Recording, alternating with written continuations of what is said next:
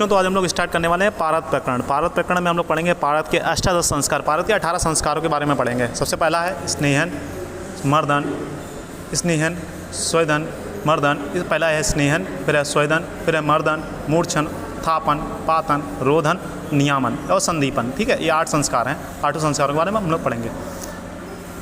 उसके बाद हम लोग जो संस्कार मतलब सिर्फ उनके नाम याद करना है, इनको हम लोग डिटेल में पढ़ेंगे। जो काले पेन से लिखे हुए हैं और जो ब्लू पेन से लिखे हुए हैं उनके सिर्फ नाम याद करेंगे हम लोग। ग्रासमान, चारणा, गर्भद्रुति, ब्रह्मद्रुति, जारण, रंजन, सारण, क्रमेण, भेद और भक्षण। संस्कारों का विस्तृत वर्णन। अब एक एक संस्कार को हम लोग डिटेल में पढ़ते हैं। क्षार आम्ल औषध आपी दोले यंत्रे स्थित सी पांचनम स्वेदन क्षयम शात मल शैथिल्य कारकम। आपको याद करना मल शैथिल्य कारकम याद करना है। क्षार तथा अम्ल औषधियों के साथ पारद को दोला यंत्र द्वारा पकाने की क्रिया को स्वेदन कहा जाता है। स्वेदन से मल शिथिल हो जाता है। ठीक है, पहले आप ये पढ़ लीजिए, उसके बाद आपको स्वेदन, मर्दन, मूर्छन आगे जो मैं ट्रिक्स फॉर्मुलेशन पढ़ाऊंगा उनके लिए काम आएंगे। ठीक है, इसलिए स्वेदन, मर्दन, मूर्छन ये पारद के अष्टादश संस्कार। अब अगली बार पारद पढ़ाऊंगा तो पारद के वहाँ कहीं ना पारद के स्वेदन के बाद पारद के अष्टादश संस्कार होते हैं। ठीक है, तो पारद के अष्टादश संस्कार मतलब पारद को हम लोग औषधि रूप में प्रयोग करते हैं, उससे पहले अष्टादश संस्कार करते हैं। इसलिए मैं पारद पढ़ाने से पहले इनको पढ़ा रहा हूँ। ठीक है, क्या आप कैसे लिखना है, पहले आपको एक श्लोक लिखना है। श्लोक नहीं लिखते, सिर्फ हिंदी लिखनी है। और इसका लिखना है यंत्र, कौन सा यंत्र चाहिए, दोला यंत्र चाहिए।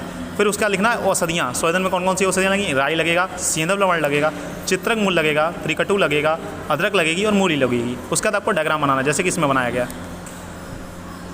ठीक है, पूरा बताया गया। पोटली है, पारद है, अग्नि है, कांजी है। ठीक है, उसके बाद हम लोगों को निर्माण विधि पढ़नी है। त्रिकटु, सेंधव लवण, राई, चित्रक मूल, अदरक तथा मूली को पारद से प्रत्येक 1/16 पार्ट लेकर ग्रहण कर उसे कांजी की सहायता से पीसकर कल्क बना लें। तत्पश्चात इस कल्क को पोटली में रखकर दोला यंत्र के माध्यम से 3 दिन तक स्वेदन करते हैं। स्वेदन के पश्चात पोटली को सावधानीपूर्वक खोलकर पारद को कल्क सहित किसी पात्र में रखकर गर्म पानी से धोकर प्राप्त करें। ठीक है, ये हो गया पारद का स्वेदन। स्वेदन से हमें फ़ायदा क्या हुआ, फलश्रुति मतलब लाभ क्या हुआ। इस प्रक्रिया से पारद का मल शिथिल हो जाता है। जो बाहर वाला मल है, जैसे हम लोग अगर पैर को ज़्यादा समय तक पानी में डुबा के रखते हैं तो क्या होता है, पैर का जो मल होता है वो फूल जाता है। उसी तरीके पारद को हम लोग डुबा के रखे 3 दिन तक पानी में, तो पारद का भी जो बाहर वाला मल है वो फूल गया है। ठीक है, उसका हम लोग पढ़ने वाले मर्दन। उदिष्टे औषधे शार्दम सर्व अमले कांजी के पेषणम मार्दत ख्यामम श्यात बहिल मल विनाशनम। तो क्या है, गुड़ देखो पहले हम लोग पढ़ने वाले हैं इसका श्लोक पढ़ लिया। गुड़, जला हुआ ऊन, सेंधव लवण, गृह धूम, इष्टिका चूर्ण, राई प्रत्येक को पारद के 1/16 भाग लेकर तप्त खल्व यंत्र में पारद के साथ कांजी डालकर मर्दन करने से पारद संस्कार हो जाता है। इसमें यंत्र है तप्त खल्व यंत्र। औषधियाँ कौन कौन सी, औषधियाँ पहले बता चुका हूँ। गुड़, जला हुआ ऊन, सेंधव लवण, गृह धूम, इष्टिका चूर्ण। गुड़ दग्धोड़ लिवणे मंदिर धूमे इष्टिका आसुरी संहित। आप चाहें तो इस औषधियों को श्लोक से भी रट सकते हैं। ठीक है, गुड़, जला हुआ ऊन, सेंधव लवण, गृहधूम, इष्टिका चूर्ण, राई प्रत्येक द्रव्य पारद के 1/16 भाग लेकर तप्त खल्व यंत्र द्वारा, मतलब तप्त खल्व यंत्र होता है, खल्व यंत्र लेना, उसके नीचे आग जला देनी है। ठीक है, आग पर रखना उसे। तप्त खल्व यंत्र में मर्दन करके बार बार सुखाने पर कांजी डालते हुए 3 दिन तक मर्दन करना है। चौथे दिन उष्ण जल से धोकर वस्त्र से छानकर पारद को प्राप्त करें। इससे क्या होगा, वही मल विनाशनम, यानी जो बाहर मल जो फूल गया था पहली प्रोसेस में स्वेदन में, वो उसका विनाश हो जाएगा, मतलब वो हट जाएगा, मतलब आउट सरफेस इंप्योरिटी सारी पारद की हट जाएंगी इससे। फिर हम लोग पढ़ने वाले मूर्छन। ग्रह कन्या हरती मलम त्रिफला अग्नि चित्रकश्य विषम। इसमें क्या होता है, पारद में जो मल दोष होते हैं, घृत कुमारी के साथ मर्दन करेंगे तो मल दोष शांत हो जाएगा। अगर त्रिफला के साथ करेंगे तो अग्नि दोष हो जाएगा, और विष चित्र के साथ करेंगे तो विष दोष शांत हो जाएगा। पारद को नष्ट पिष्ट करना यानी अत्यंत सूक्ष्म करना ही मूर्छन है। औषधियाँ कौन सी हैं इसमें, घृत कुमारी, त्रिफला और चित्रक, ये तो याद आ जाएंगे। घृत कुमारी, अब विधि पढ़ते हैं, निर्माण विधि। घृत कुमारी, त्रिफला चूर्ण, चित्रक चूर्ण को पारद के 1/16 भाग लेकर तप्त खल्व यंत्र में पारद को नष्ट पिष्ट होने तक मर्दन करना, मतलब अत्यंत सूक्ष्म होने तक हमने मर्दन करना है। पुनः उष्ण जल से धोकर प्राप्त करें। इस विधि को 7 बार करने से पारद दोषों से मुक्त हो जाता है। इसके कितनी 7 टाइम्स आपको मर्दन करना है। ठीक है, फलश्रुति क्या होगी, घृत कुमारी से मल दोष यानी कि घृत कुमारी याद, और एलोवेरा, त्रिफला तो जानते होंगे, अग्नि दोष, और चित्रक सब लोग जानते होंगे, प्लम्बैको जेनेलिका। ठीक, नष्ट हो जाता है। ठीक है, इसका जो मल दोष होता है, अग्नि दोष होता है, पित्त दोष नष्ट हो जाता है। पित्त मतलब अग्नि दोष।